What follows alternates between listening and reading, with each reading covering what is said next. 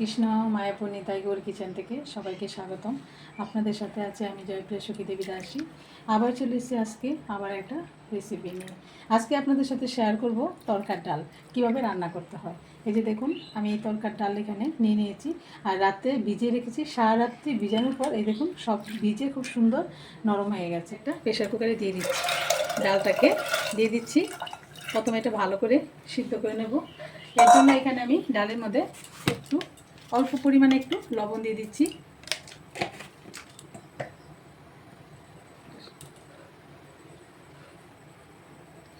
Half চামচের মতো সাদা তেল দিয়ে দিলাম আর একটু হলুদ গুঁড়ো দিয়ে দিলাম, অল্প পরিমাণে হলুদ গুঁড়ো দিয়ে দিলাম।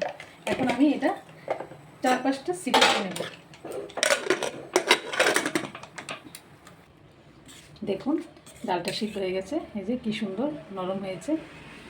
এই যে একদম সুন্দর করে ভালোভাবে সিদ্ধ করে নিলে এই তরকাটা খুব সুন্দর হয়। এখন আমি ফোড়ন দিয়ে দেবো। ফোড়নের জন্য এখানে আমি একটা কড়াই বসিয়ে দিয়েছি, তার মধ্যে পরিমাণ মতো তেল দিয়ে দিলাম।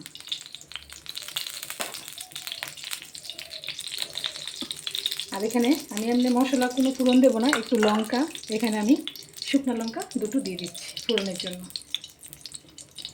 আর এখানে নিয়েছি শুকনো লঙ্কাটা প্রথমে একটু ভেজে নেব।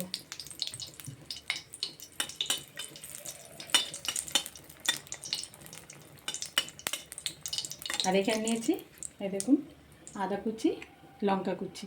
এখন আমি আদা কুচিটাও দিয়ে দিচ্ছি আর লঙ্কা কুচিটাও দিয়ে দিচ্ছি। ভালো করে একটু ভেজে নিচ্ছি। আদাটা লঙ্কাটা খুব সুন্দরভাবে একটু ভেজে নিচ্ছি। এই যে লঙ্কাটা আদাটা ভাজা হচ্ছে, এর মধ্যে আমি অল্প পরিমাণে একটু হিং গুঁড়ো দিয়ে দিচ্ছি। এটা ভালো করে ভেজে নিচ্ছি। এখানে আমি একটা টমেটো কুচিয়ে নিয়েছি, টমেটো কুচিটাও দিয়ে দিচ্ছি।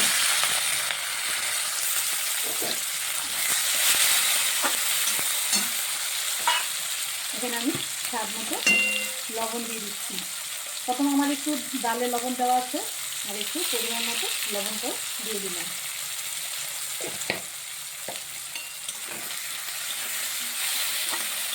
আর এখানে নিয়েছি আমি অল্প একটু জিরে, এটা বাটা, আর ধনে গুঁড়ো আর একটু হলুদ গুঁড়ো দিয়ে দিচ্ছি।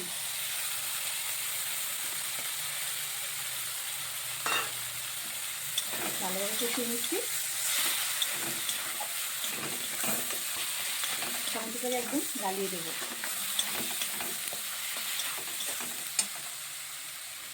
আর এখানে আমি স্বাদ মতো চিনি দিয়ে দিচ্ছি, কারণ এটা টমেটোটা গলে যাবে আর তেলের মধ্যে চিনিটা দিলে খুব সুন্দর একটা কালার আসে।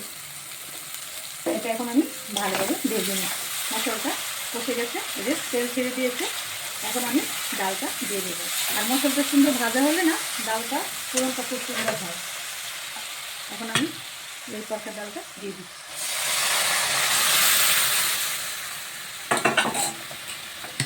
ভালোভাবে মিশিয়ে দিচ্ছি।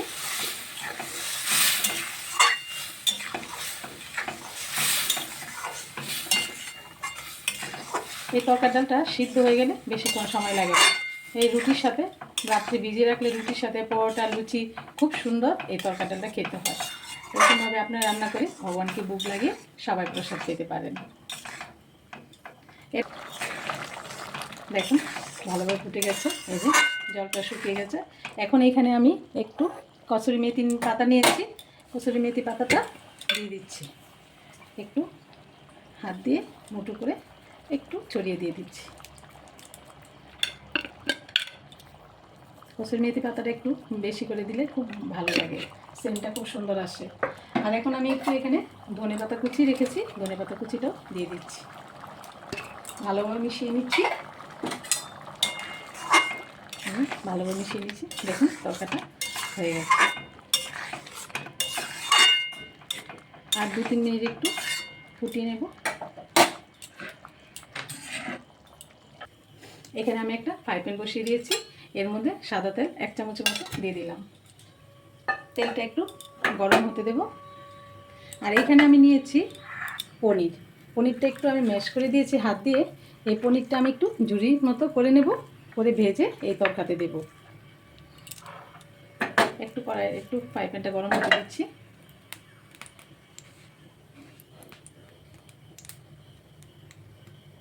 পনিরটা দিয়ে দিচ্ছি।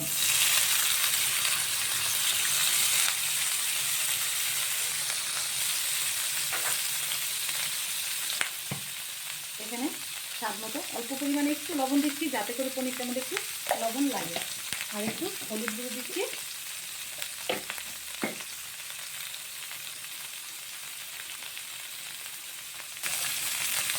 অল্প একটু হলুদ গুঁড়ো দিয়ে দিচ্ছি। একটু মানে পনিরটার কালারটা একটু খুব সুন্দর লাগে হলুদটা দিলে। একটু ভেজে নিচ্ছি, একটু ভালোভাবে একটু লালচে করে ভেজে নিচ্ছি পনিরটা।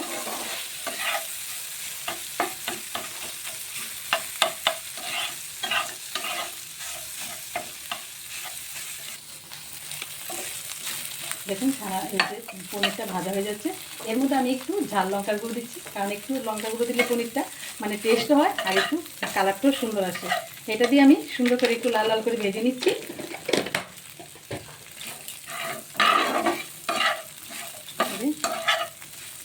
সুন্দর ভাজা হয়ে গেছে। এই যে পনিরটা খুব সুন্দর ভাজা হয়েছে। এখন আমি তরকার মধ্যে পনিরটাকে ঢেলে দিয়ে দিচ্ছি, ভালোভাবে কেচে টেচে দিয়ে দিচ্ছি। এই যে এখন ভালোভাবে মিশিয়ে নিচ্ছি। আর এখানে আমার একটা ঘরে করা স্পেশাল মশলা আছে, এই মশলাটা আমি 1 চামচ দিয়ে দিচ্ছি নামানোর আগে। এই মশলাটা যদি আপনারা কেউ জানতে চান অবশ্যই আমাকে কমেন্ট করবেন, তাহলে আমি শীঘ্রই আপনাদের কাছে এই ভিডিওটা দেখানোর চেষ্টা করব। এই যে মিশিয়ে নিচ্ছি।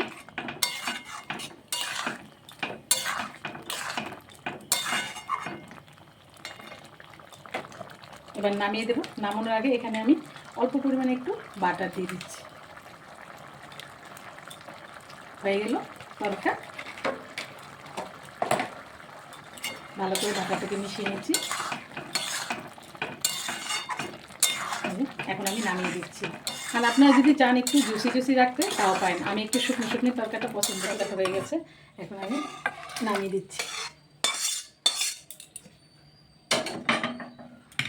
এই যে কত সুন্দরভাবে এরকমভাবে তরকাটা হয়ে গেছে। এরকম আপনারা ঘরে করে ভগবানকে ভোগ লাগাতে পারেন। এখন আমিও আমার গণিতাকে ভোগ লাগিয়ে দেবো। এখানে আমি পরোটা বেজে নিয়েছি গণিতের জন্য। এখন আমি তরকা ভগবানের জন্য বেলে নেব, নিয়ে ভোগ লাগিয়ে দেবো। আর আমার রান্নাগুলি যদি ভালো লাগে তাহলে রান্নার চ্যানেলটাকে সাবস্ক্রাইব করে দেবেন। আর যারা সাবস্ক্রাইব করেছেন তাদেরকে অসংখ্য ধন্যবাদ। আর যারা করেননি অবশ্যই করে দেবেন। সবাই ভালো থাকবেন, সুস্থ থাকবেন। আবার দেখা হচ্ছে পরের ভিডিওতে। হরে কৃষ্ণ। এবার গণিতাকে একটু দর্শন করে নিন। সবাই ভালো থাকবেন।